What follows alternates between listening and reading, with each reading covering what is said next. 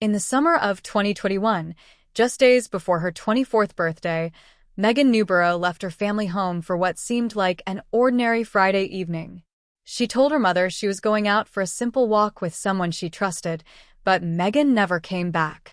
Hours later, her disappearance would unravel into one of the most shocking and heartbreaking murder cases the UK has seen in recent years. Welcome back to Chilling Fireside Stories, where I tell true crime stories with the utmost care and respect for the victims and bearable for my community. If you haven't already, please subscribe. It truly helps me continue bringing these important stories to you. These cases deserve to be remembered. Now, settle in and let's begin. She had no makeup, no fuss. She told her parents that she's heading out to see a friend. Her parents didn't think much of it. Megan often popped out in the evenings, and they expected her back in a couple of hours. But by 9:30 that night, she hadn't returned. Her parents began messaging her across different platforms, growing increasingly uneasy as the hours passed. By noon the next day, their concern had deepened into dread. Megan wasn't responding. She wasn't home, and they knew something was terribly wrong. So they contacted the police and officially reported Megan missing. Megan Newborough was born on one of the hottest days of August in 1997. She was the middle child, nestled between her older sister Claire and younger brother John. The three siblings were inseparable, growing up in a close-knit home filled with laughter, dancing, and she adored her beloved dog Frank. She excelled in school and went on to build a promising career as a human resources officer at Ibstock Brick in Leicestershire, where colleagues described her as kind, helpful, and widely respected. She had recently begun seeing someone, 30-year-old Ross McCullum, a co-worker from another department. While Megan worked in HR, Ross was employed as a brickmaker. Megan's sister, Claire, recalled that Megan always spoke kindly of Ross McCullum. He'd send her sweet messages in the mornings, calling her beautiful, and seemed to genuinely care. But beyond those glimpses Megan had shared, Claire admitted she didn't know much about him. Their relationship was still new, and Ross remained mostly a mystery to the rest of the family. But what the family did know for certain was that when Megan left the house that Friday night, she was in good spirits, and she seemed happy. Warwickshire police quickly began tracing Megan's movements. Her white Citroën C3 was picked up by an automatic number plate recognition camera just 30 meters from her home at 9:50 p.m. the night before. At first, her family felt a flicker of relief. Maybe she was just out driving, maybe everything was fine. But the silence continued. Every call went unanswered. Every message was met with nothing. To retrace her steps, police visited the home of Ross McCullum in Colville, about a 40-minute drive north of the Newborough residence. Ross wasn't there. He was out drinking at a pub in nearby Loughborough. Officers spoke with him by phone, explaining that Megan had been reported missing. Hi, is that Ross? Hi, it is Ross, yeah. Hi Ross, my name's Mia, I'm a police officer with Warwickshire Police. Hello. We've just come to your mum and dad's house. We're just looking for Megan, she's been reported missing. Have you seen her at all? She came on Friday. I've been trying to call her loads. Have you? She came on Friday for about an hour. Yeah. Then she left about 9ish. Okay. I went to McDonald's. Yeah. And then she said she'd give me a call or a text when she got home. She never did. She never did. Okay. So you haven't seen her since yesterday about, was it 9:30 you said? 9 o'clock. 9 o'clock. Okay. And where are you at the moment? I'm in Loughborough right now. You're in Loughborough. Okay. What are you up to in Loughborough? Sorry? What are you up to in Loughborough? I'm just having a few drinks in Oh Loughborough. yeah. Okay. No worries. Are you in a relationship, you and Megan? Yeah, we've been seeing each other. She's HR at work. I work with her. Yeah. We've been seeing each other for about a month, and supposed to go out her house this weekend. Yeah. Her mum and dad are at the house. I'm supposed to be going around, but she never turned up today. I'm supposed to meet at like 12 o'clock. Right.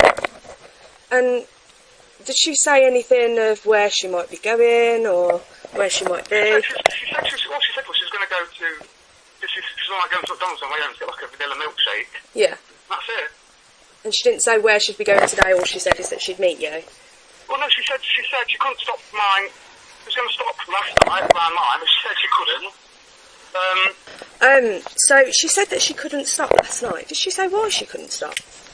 No, well, when I texted her to say if she wanted to, she said she couldn't. She never went into detail, no. She just said she couldn't stop, and then she came round after that. I think it's because her mum and dad didn't know that I was going to be coming round.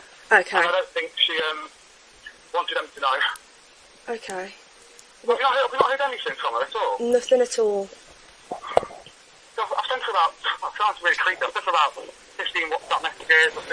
She said she was going to call me when she got home or text me or something. I sent her loads of WhatsApps and I rang her up loads. Yeah, okay.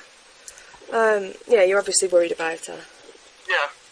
No, she's lovely, she is. I work with her, she's HR, she's a really nice person. Yeah. But I am really worried. Have you known her for a long time? I've known her for a couple of years. Then we started seeing each other. I'd say more like 3 months ago. Yeah. 3 months ago we really started seeing each other. What car do you drive? I don't drive. You don't drive? Okay. No, I don't have to drive. Oh, bless you. Okay. Okay. I mean, I appreciate I've probably ruined your night out now by worrying you. No, honestly, I was worried anyway. I wasn't really on a proper night out, I wasn't. No. I just wanted to get out. I was really worried earlier. I was probably mum and dad. Yeah. Okay. It's not like her to do it. It's really, I don't know if you've spoken to the family. It's not like her to do this. No, they're really worried about her as well. Yeah. So, okay. Are you planning on coming home soon? I'll be home tonight. I can go. I'm at Sainsbury's now. You're at Sainsbury's now? Okay. In Loughborough. Okay. Alright then. If you wouldn't mind, I've just got some other bits to do. I need to speak to my control room and stuff like that. Are you planning on staying there for a bit then, are you? I can come back whenever you want me to. I can get a taxi or my dad can bring me home. Yeah, okay. Let me give you a ring in 5 minutes. I just need to sort some details out and stuff, and I'll give you a ring back if that's okay, Ross. Okay, thank you very much. Alright, no worries. I'll speak to you shortly. Thank you, bye. Thank you, bye. While Ross was out, Warwickshire police began searching his home. What they found raised immediate alarm. The living room was in disarray, furniture scattered and overturned, and a damp stain on the floor that had clearly been scrubbed. Ross had told his parents it was just spilled coffee, but officers weren't convinced. As they moved through the house, their concern deepened. In the hallway leading to the front door, dark smears streaked the skirting boards, suspected to be blood. The layout, the mess, the freshly cleaned stain, it all pointed to something far more disturbing. Investigators began to suspect that Megan had been attacked inside the home, then dragged through the hallway and out the door. This was no accident. Something violent had happened here, and the evidence was beginning to speak for itself. With the possibility that Megan might still be alive, Warwickshire police acted swiftly. Ross was located and placed under arrest on suspicion of kidnapping. I'm DC Gallagher from Warwickshire Police. At this moment in time, we have reason to suspect your involvement in the disappearance of Megan Newbury, and as a result, I'm arresting you on suspicion of kidnap. So you do not have to say anything. You may have a defence. You don't want to mention one question and something which you may later align in court. Anything you do say may be given in evidence. I'm just going to put some handcuffs on you, alright? You can. I'll put these on first.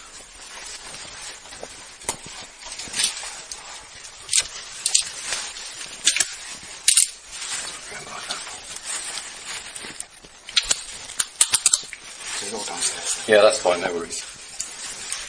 Can you feel that, yeah? Yeah. We've got a bit of room in it. Okay. In relation to Megan, can you tell us where she is?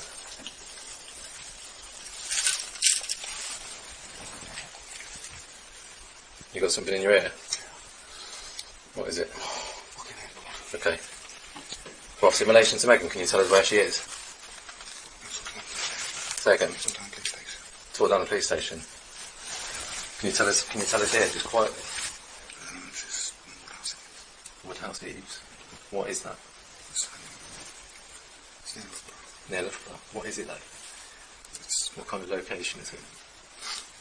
Charlie Road. Charlie Road. Whereabouts? In the lay-by. Okay. Is she alive? No? Okay.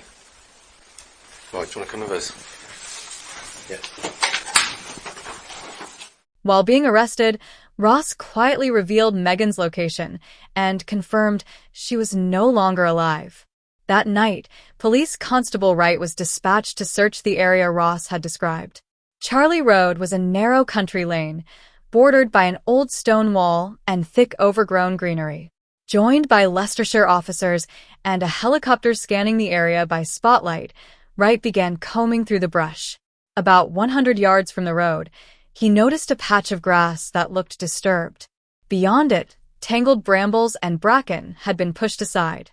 When he shone his flashlight into the undergrowth, he saw something dark, something hidden beneath the leaves. It was Megan. She was partially clothed, her throat had been cut.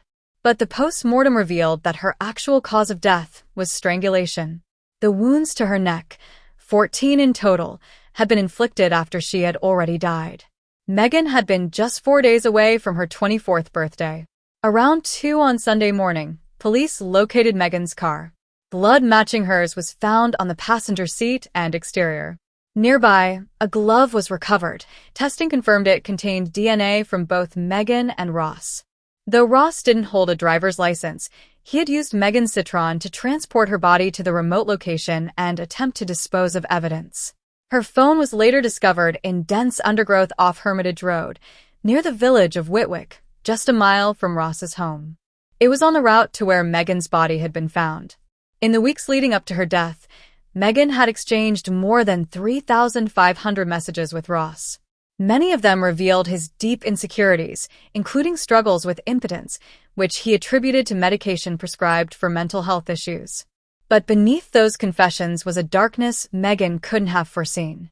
Ross McCullum had opened up to Megan about some of his personal struggles, his ADHD diagnosis, and difficulties with intimacy.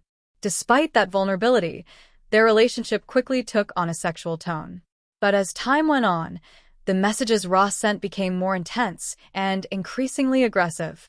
They'd planned to be intimate at least once, but during a walk together, weeks before Megan's death, things didn't go as Ross had hoped. Nothing physical happened.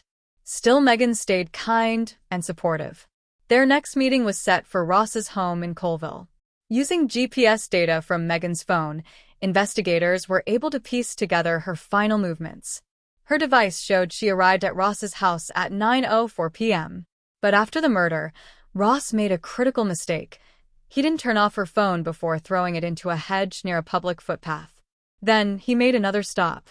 At 9:51 that night, CCTV cameras at Loughborough College's fitness center captured Ross pulling into the car park. He was seen calmly disposing of items into outdoor bins, his own clothes, towels, and bed linens used to clean up blood, along with Megan's belongings. It was a calculated attempt to erase what had happened. But the cameras caught everything. Among the discarded items were Megan's glasses, later described as violently bent, as if crushed in someone's fist. After dumping the car, Ross ordered a taxi and arrived home around 10:45 p.m.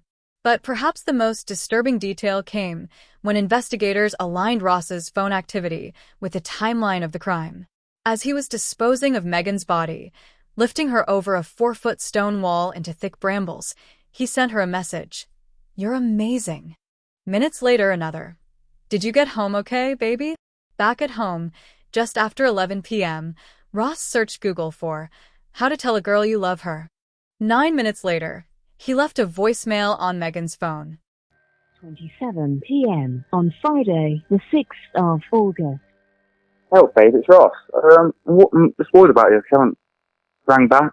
Yeah, I'm just worried, that's all. I had a fun time earlier. Yeah, anyway, I'll see you tomorrow. Love you. Oh, I didn't say that. Then came the darker searches. After returning home, Ross's online activity took a disturbing turn. He began searching for information about infamous criminals, including Levi Belfield, one of the UK's most notorious offenders. His search history grew darker as the night went on, revealing a troubling mindset in the hours after Megan's death. By 6:30 the next morning, Ross messaged Megan's phone again, as if nothing had happened. In police custody, Ross admitted to killing Megan, but claimed it was manslaughter, not murder. He argued that the act didn't meet the legal threshold for a more serious charge. The Crown disagreed. In October 2022, The case went to trial at Leicester Crown Court. Prosecutor John Cammett Casey argued that Ross had attacked Megan in a fit of rage after being unable to perform sexually. Humiliated, he lashed out. Evidence showed that after a previous failed attempt at intimacy, Megan had been patient and kind. Ross, however, had ordered medication online to treat erectile dysfunction and invited her over again, this time to a house where his parents were away. Within 40 minutes of her arrival, Megan was dead. McCullum's defense team painted a different picture.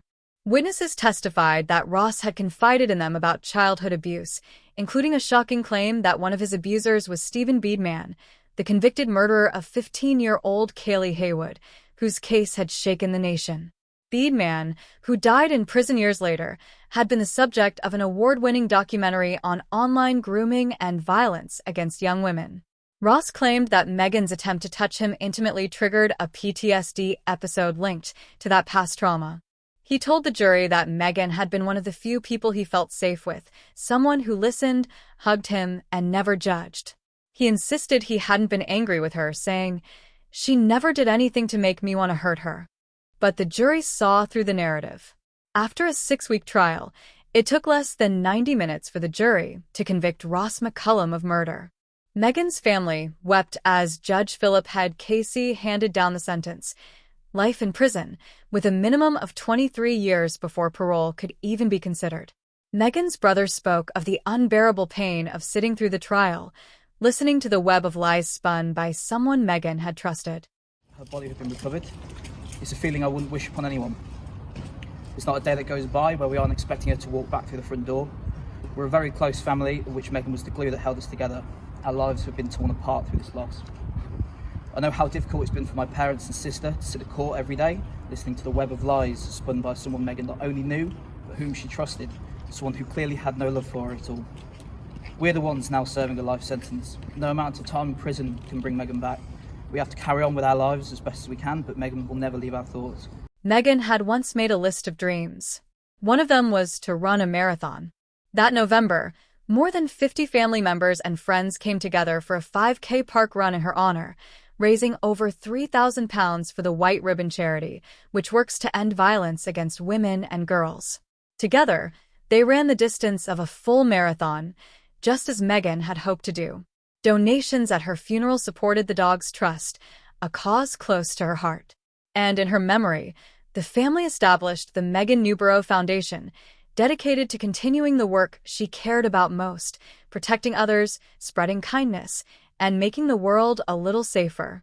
This was the tragic case of Megan Newborough, a young woman full of life, compassion, and promise, taken far too soon by someone she tried to help. Now, Megan's parents, Elaine and Anthony, want a change in the law, which currently means the starting point for domestic killings isn't as high as when the murder weapon was taken to the scene with intent. Well, Elaine and Anthony, along with, I don't know if you can actually hear, Megan's dog, Frank, join us now. Morning to you both. Thank Good morning. you so much for coming in. I don't think we're actually still able to get over it, but it's the sentencing time, the period that was given as a starting point that shocked us, absolutely. We appreciate he got 23 years overall as a minimum tariff, but 8 years of that was due to the aggravating factors for the most horrendous things he did afterwards, and not for the crime itself. Because it took place within the home, it was a 15-year starting point. So that is what needs to change. If he'd taken a knife to Megan outside on the street, the starting point would have been 25 years. So there's this 10-year disparity between crimes that happen within the home and murders that happen out in the street or in other locations. And so, Anthony, that is what you want to change. Indeed, isn't yes. it? So just explain the campaign. So we're obviously, the government statistics show clearly that over 70% of women are killed by partners or ex-partners in the home, and only 9% by strangers on the street. So we're obviously asking for change to close that disparity from 15 years in a home to 25. Yeah, and I was astonished because there again is that gender difference, isn't there? That most of those crimes in the home are committed against women and those outside are those that are committed against men, and therefore there is a horrible gender divide here too. There is. Correct. And not just that, it's not just about knife crime. It could be any method of murder within the home that has this starting point. As we said, Meghan was strangled first. And the latest proposal put forward with the government, they don't mention hands as a weapon. Right. It's all about knife crime, and we're trying to campaign to get that changed as well, so it isn't just about knife crime. It is about any method that is used, be it man, woman, anybody. That disparity, that tenure needs to be levelled up to a minimum of 25 years at least. I mean, we would prefer a whole life order. We appreciate that's not going to happen, because life should mean life, effectively. But obviously, it's not going to happen that way. But even so, these crimes that tend to go... There seems to be like a hierarchy of murder. It doesn't seem to carry the same weight. The crime is still the same. The victims' families are still left suffering and having to live day by day with the memories of their loved ones. Yet the perpetrators get different sentences. How is that fair? Thank you for watching Chilling Fireside Stories. If Meghan's story touched your heart, please consider subscribing, sharing this video, and joining me as we continue to honor lives lost too soon. And until my next video, stay safe and look after your loved ones.